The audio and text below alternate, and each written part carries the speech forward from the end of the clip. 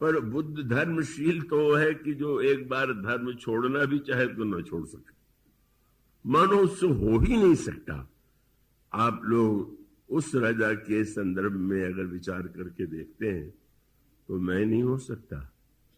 वो तो प्रभु ही है जिनमें महानतम धर्म साकार हो रहा है या धर्मशीलता साकार हो रही है।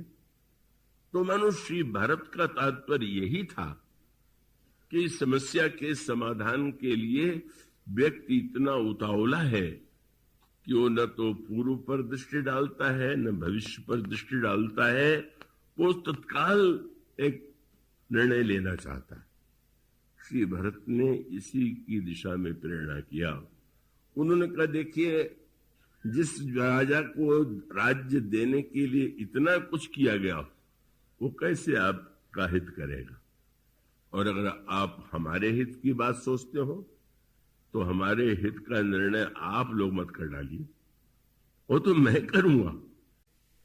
और ये भी कह दिया कि आप इस भ्रम में न रहिएगा कि मैं कोई बड़ा त्यागी हूं। मैं तो पदलोलुप हूं और अयोध्या का राजपद यदि मैं नहीं स्वीकार कर रहा हूं तो ये आप भ्रम न पाल लीजिएगा कि भरत कितने बड़े त्यागी हैं कि वो तो अयोध्या जैसे राज्य को स्वीकार नहीं कर रहे। कभी समाचार पत्रों में आता है मंत्रिमंडल बना है पर अनेक मंत्रियों में एक मंत्री शपथ लेने नहीं आए। तो आश्चर्य हो गया, अरे जहां लोग पद पाने के लिए व्यग्र रहते हैं, पद दिया गया और लेने शपथ नहीं आए, त्यागी है ऐसा लगा। पर दूसरे दिन यह समाचार जब पढ़ने को मिलता है कि वे इसलिए नहीं आए कि वे पूर्ण मंत्री बनना चाहते थे और उनको राज्य मंत्री बना दिया गया, इसलिए नहीं आए, तब पता चला कि वो त्यागी जी नहीं थे, अभी तो और ऊंचे पद की इच्छा थी।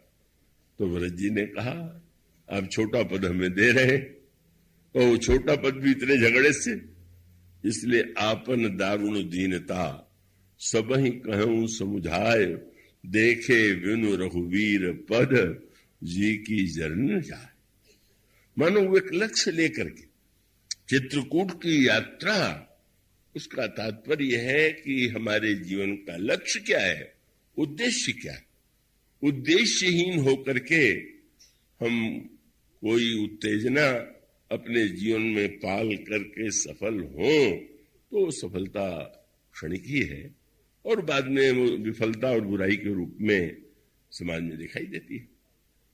तो ये जो गिरिराज जी का प्रसंग है उसमें एक संकेत है, जटायु लौट आए और संपाति आगे बढ़ते रहे।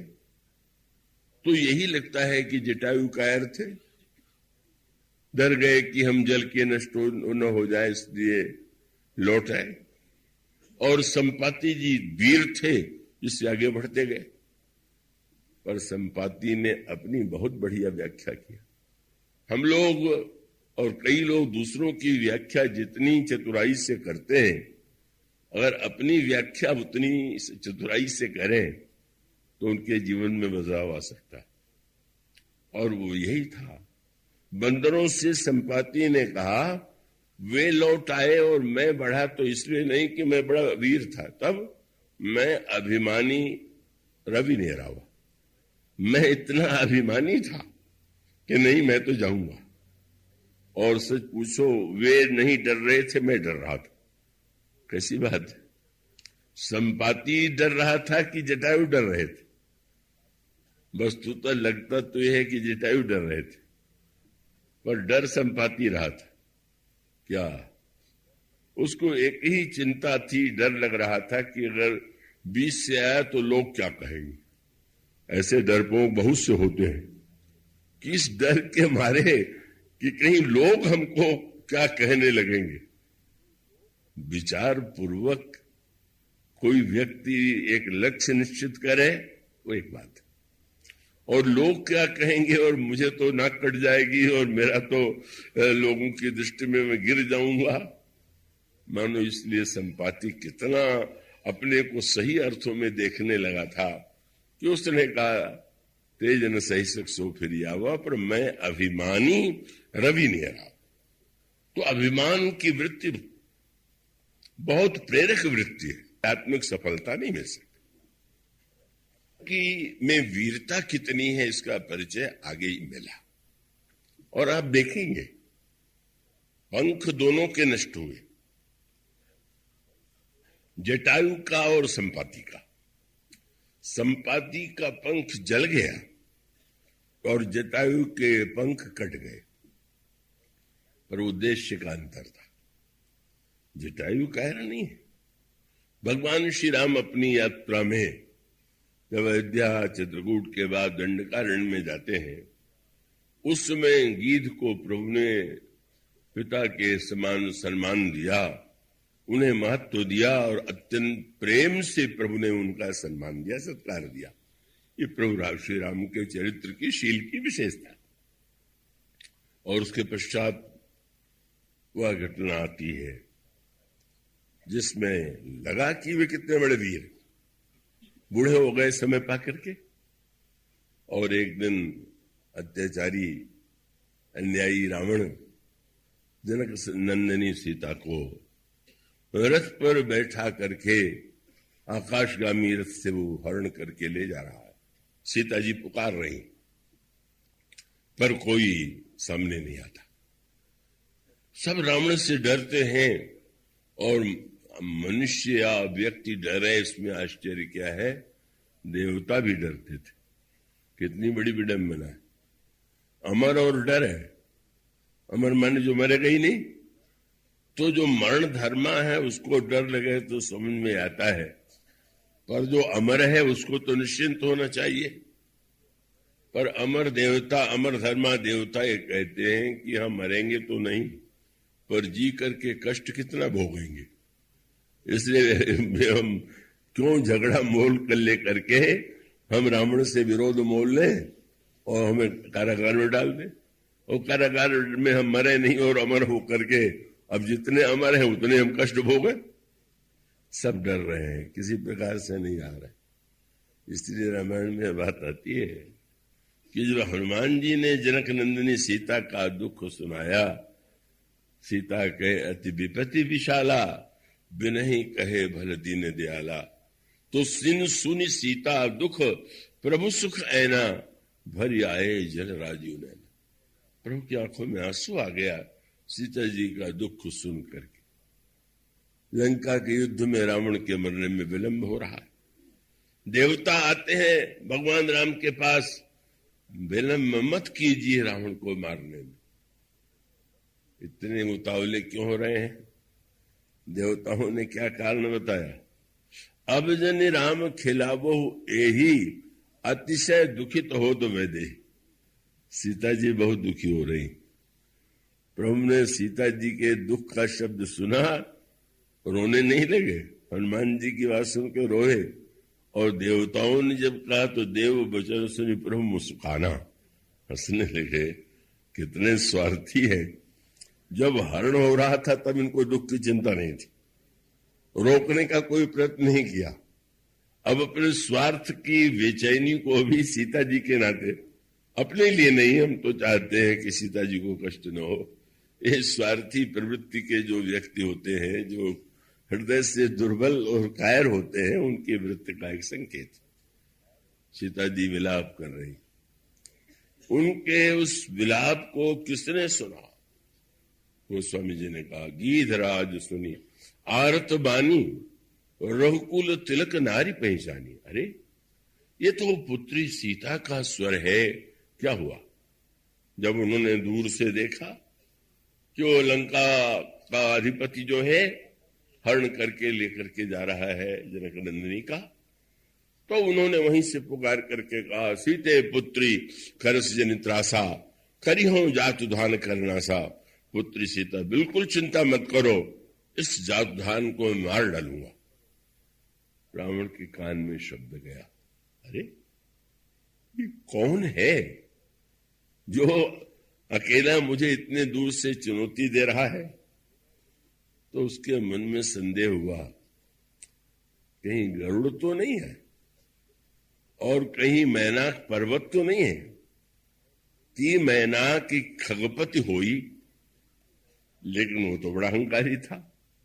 बोले गरुड़ क्या साहस करेंगे मुझे चुनौती देने की? क्यों? बोले मम बल जान सहित पति सोई। गरुड़ के स्वामी विष्णु भी जानते हैं कि मेरा क्या बल है, तो जब उनका स्वामी मुझसे नहीं भिड़ता तो ये क्या भिड़ेंगे? लेकिन थोड़े देर में जब गीधराज जी पास आए तो आश्चर्य हो गया, अरे ये बूढ़ा गीध, वो गीध और उसमें भी अत्यंत बूढ़ा, जीर्ण शीर्ण शरीर।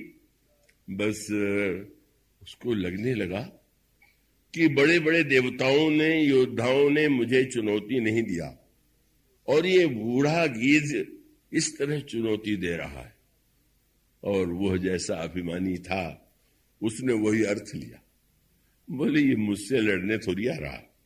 तब बोले जब बहुत वृद्ध हो जाते हैं तो लोग तीर्थ में मरने के लिए जाते हैं, तो इस बूढ़े ने भी सोचा होगा कि किसी तीर्थ में प्राण छोड़ना अच्छा है, और उनको इसको लगा होगा कि रावण की भुजा के तीर्थ में मरना बहुत अच्छा है। मम कर तीर्थ छाड़ी ही देखा, मेरी भुजा के तीर्थ में प्राण छोड़ने बूढ़ा आ रहा। और आप देखेंगे इतना वृद्ध शरीर होते हुए भी केवल संकल्प और मनोयोग से, उस भावना से शक्ति भर हुए रावण से लड़ते हैं। और लड़ते नहीं, बस चोचन मारी विदार से देही, चोच के प्रहार से भी कुछ देर के लिए रावण को मूर्छित कर दिया। दंड एक भय मूर्छाते ही, और उसके पश्चात फिर रावण को मूर्छित किया, पर रावण फिर चैतन्य हो गया। फिर रावण ने क्रोध में आकर के जटायु जी का पंख काट दिया। वे लड़ने के लिए प्रस्तुत थे, पंख काट दिया और पृथ्वी पर गिर पड़े। कितना वृद्ध ने, उस पक्षी ने जो अधम पक्षी कहा जाता था, उसने पंख कट जाने तक अपने आप को उस हित की भावना से, रक्षा की भावना से इतना कठिन युद्ध किया। रावण हरण करके ले जाता है और उसके पश्चात भगवान राम जनक नंदिनी को खोजते हुए आते हैं। गोस्वामी जी ने गीतावली रामायण में बताया कि गिरिराज के हृदय में कितनी ऊंची भावना थी। मृत्यु से वे नहीं डरते थे। मृत्यु से अगर डरते होते तो वो रावण को चुनौती क्यों देते? और अब भी वे मरना नहीं चाहते। प्राण जो है शरीर को छोड़ना चाहते हैं। शरीर में बड़ा कष्ट होता है तो प्राण भी व्याकुल होकर के उस शरीर को छोड़ दे, तो मानो गीधराज का प्राण शरीर से निकलना चाहता है। लेकिन गीधराज जी अपने प्राणों को फटकार रहे हैं। तुलसीदास जी का ग्रंथ जो गीतावली रामायण में, उसमें गोस्वामी जी कहते हैं, अरे पापी प्राण, तुम्हें जीवित रहना है। कब तक? श्री राम आ जाएं और वो संदेश हम दे दें कि रावण हरण करके दक्षिण दिशा में ले गया है, तब तक कितना भी कष्ट क्यों न हो, मरने का संकल्प बिल्कुल छोड़ दो। और गीतावली रामायण में गोस्वामी जी लिखते हैं, गीधराज जी ने कहा, चाहत चलन प्राण पामर, बेनु सिय सुधी प्रभु ही सुना है। सोचने लगे क्या करें, तो उनके हृदय में तो बड़ी भावुकता भी थी कि जब भगवान राम आए तो देखा गीधराज जी की मृत्यु नहीं हुई। और गीधराज जी उस समय एक ध्यान में डूबे हुए हैं। किस ध्यान में? क्या गोस्वामी जी ने कहा, आगे परा गीधपति देखा, सुमिरत राम चरण की रेखा। लोग भगवान के मुख का ध्यान करते हैं, भुजा का, चरण का, पर गीधराज जी प्रभु के चरण की रेखाओं का ध्यान कर रहे। क्या भावना थी? उन्हें यह ज्ञात हो चुका था कि हरण इसीलिए हुआ कि लक्ष्मण जी ने रेखा खींच दिया और उस रेखा को रावण पार करने में समर्थ नहीं था और बाहर निकलने से हरण हुआ।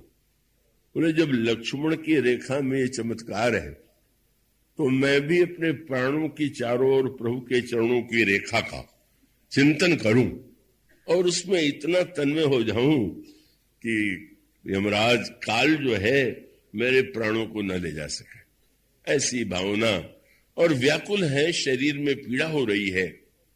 और उसी समय भगवान श्री राम का वहां आगमन होता है। रावण के अभिमान का, विवेक का वह प्रतीक, वह समझता था मेरे भुजा के तीर्थ में प्राण छोड़ने वाले हैं, पर वो तो प्रभु की जो भुजा का तीर्थ है आज प्रभु ने गोद में उठा लिया।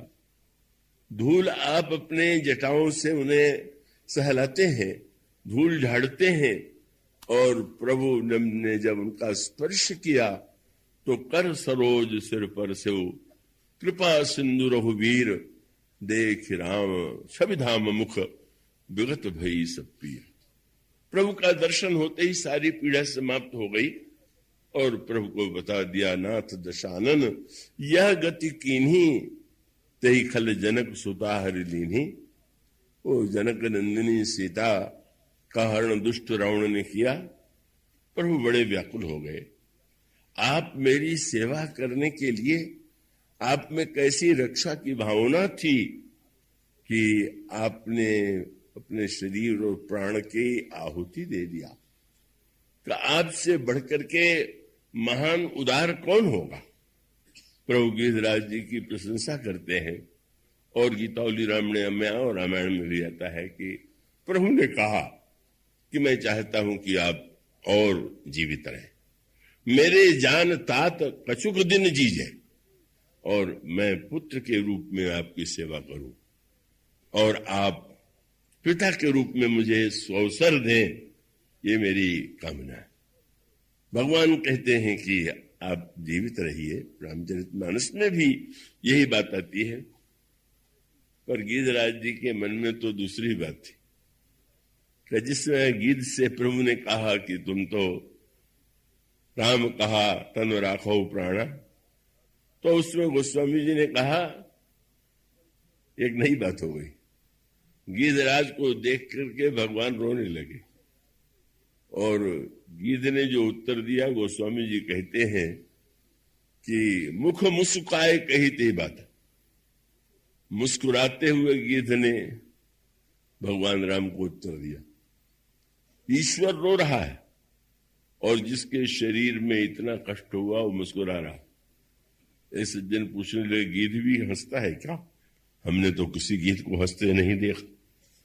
मानो आप रामायण को उस स्तर पर मत पढ़िए कि आप उसको उस अर्थों में ग्रहण करिए। इसका संकेत तो जैसा मैंने कहा, उस हंसी में मानो गीधराज की आनंद की वृत्ति। अभी तो प्राण रक्षा के लिए व्यग्र थे, पर अब उन्होंने भगवान श्री राम से कहा कि महाराज मैं नहीं चाहता कि मैं जीवित रहूं। क्यों? बोले जाकर नाम मरत मुख आवा, अधमऊ मुकुट होई श्रुति गावा, सो लोचन गोचर मम आगे, राखऊं देह नाथ के ही खांगे। महाराज मेरे मरबे समन चार फल होई तो क्यों न कही जाए। प्रभु जिस समय गीधराज के सामने नतमस्तक होते उस समय प्रभु ने एक वाक्य कहा। उन्होंने कहा, मेरे विषय में प्रसिद्ध है कि मैं सबको सदगति देता हूं, पर आपको जो मैं लोग कहें कि श्री राम ने गति दिया तो बिल्कुल सही नहीं। अन्यों को भले ही मैंने गति दिया हो, पर जल भरी नयन कहत रहुराई, तात कर्म निजते गति पाई। आपने अपने कर्म के द्वारा गति पाई है, मेरी कोई उदारता नहीं। क्या कर्म? बोले परहित बस, यही बात है। जिनके मन माही तिन कह जग दुर्लभ को सुनाए। जिनके जीवन में परहित की वृत्ति होती है, इसका अभिप्राय कि गीधराज न उस जाति के हैं न उस परिवार के हैं, कोई उस नाते से स्व का संबंध नहीं होता। लेकिन प्रभु यही कहते हैं कि सत्य तो यह है कि जिनके जीवन में परहित की भावना है, वो संसार में कुछ उनके लिए दुर्लभ है ही नहीं। प्रभु कहते हैं कि आपने जो परहित के लिए इतना बड़ा त्याग किया है, वो आपको उसका जो परिणाम मिल रहा है वो दया नहीं है मेरी, पुरस्कार नहीं है, वो तो आपके परहित की वृत्ति का परिणाम। और इसलिए बस ये सूत्र महत्व का कथा जिस दिन प्रारंभ हुई थी, उस समय परहित की प्रशंसा काम ने किया था। परहित के लिए उसने भी कह दिया कि ठीक है, शंकर जी में के ऊपर मैं प्रहार करूंगा तो मेरी मृत्यु अवश्य होगी, शिव विरोध ध्रुव मरण हमारा। पर उसने कहा मैं अवश्य मृत्यु को स्वीकार करूंगा। क्यों? बोले परहित लागी तजई जो देही संतत संत प्रशंसा ही थे। और गीधराज ने स्वयं नहीं कहा कि मैंने परहित किया, वो भावना तो उनमें है ही नहीं। जब उन्होंने कहा तो प्रभु ने कहा जिनके जीवन में परहित है उन्हें कुछ दुर्लभ नहीं। आपने ध्यान दिया, काम ने परहित के लिए शरीर छोड़ा तो अगले जन्म में भगवान कृष्ण के पुत्र बने, और गीधराज जी ने शरीर छोड़ा तो प्रभु ने उनको पिता माना। भगवान कहते हैं परहित करने वाला ही मेरा पिता है और परहित करने वाला ही मेरा पुत्र है। जो मेरा उससे नाता जोड़ना चाहता है, दोनों ही नाते प्रभु ने परहित करने वाले से ही जोड़ा। और गोस्वामी जी ने कहा कि जो सौभाग्य दशरथ जी को नहीं मिला वो तो गीध को मिला। प्रभु ने कि गीधराज का को जब शरीर छोड़ते हैं तो गीध देह तजी धरि हरि रूपा, भगवान का ही रूप धारण करके गीध देह तजी धरि हरि रूपा, भूषण बहु पट पीत अनुपा, श्याम गात विशाल भुजचारी, अस्तुत करत नहन भरिवारी।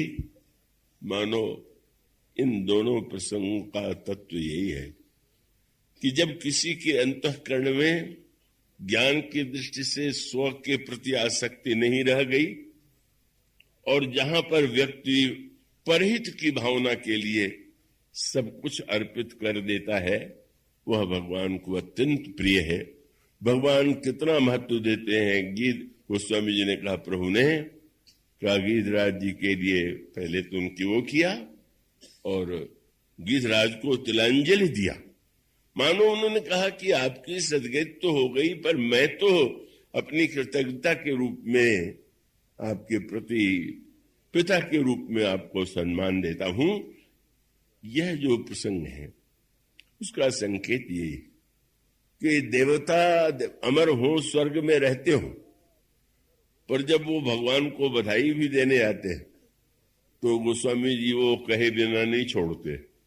रावण मारा गया तो सारे देवता घिरे हुए, गोस्वामी जी ने तुरंत कहा आए देव, बहुत अच्छी बात है, कौन बड़े सदा स्वार्थी, लेकिन बोलते कैसे? बोले वचन कहे जो परमारथी। बोलते तो ऐसे हैं कि जैसे कोई अपना स्वार्थ ही नहीं है, पर पक्के स्वार्थी। मानो एक और देवता जो इतने वंदनीय हैं उनके लिए भी इन वाक्यों का प्रयोग मानस में किया गया। और जिन गीधराज के प्रति जो गीध अधम पक्षी माना जाता है, जो निंदनीय माना जाता है, उसको भगवान का तिलांजलि दे करके, पिता के समान सम्मान दे करके और परहित की महिमा का वर्णन करके प्रेरणा देते हैं कि सबसे बड़ा धर्म परहित है। उच्च वर्ण में जन्म लेकर के, उच्च धन संपत्ति पद पा करके भी जो परोपकार नहीं करते वो हमारी दृष्टि में कुछ नहीं है। का बस वो जो परहित निरत है। जैसे कोई विदेश यात्रा से आता है तो लोग पूछते हैं क्या देखा, किससे मिले,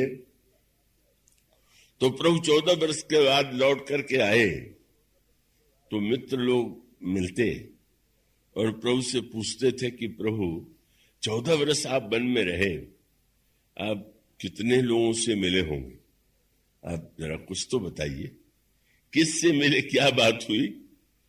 तो गोस्वामी जी कहते हैं कि एक भी मुनि का उन्होंने नाम नहीं लिया, क्योंकि मुनियों ने तो स्तुति किया थी।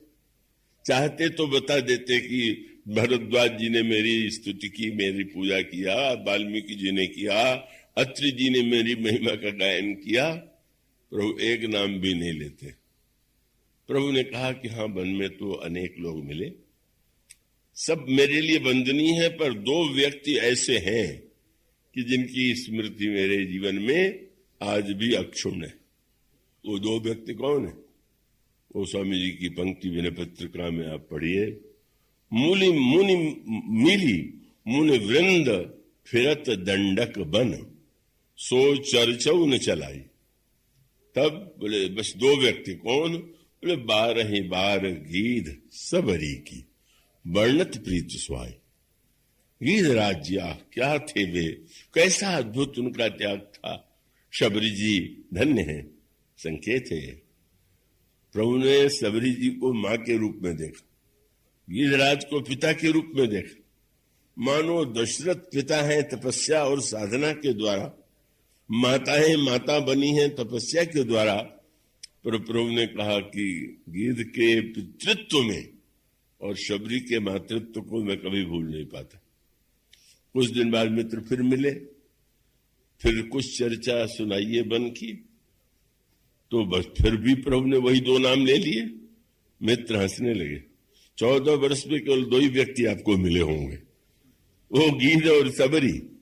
पर गोस्वामी जी कहते हैं कि प्रभु को क्या लगता है कि सचमुच सब लोग भगवान से फल मांगते हैं, पर शबरी ने भगवान को फल दे करके उनकी भूख मिटाया।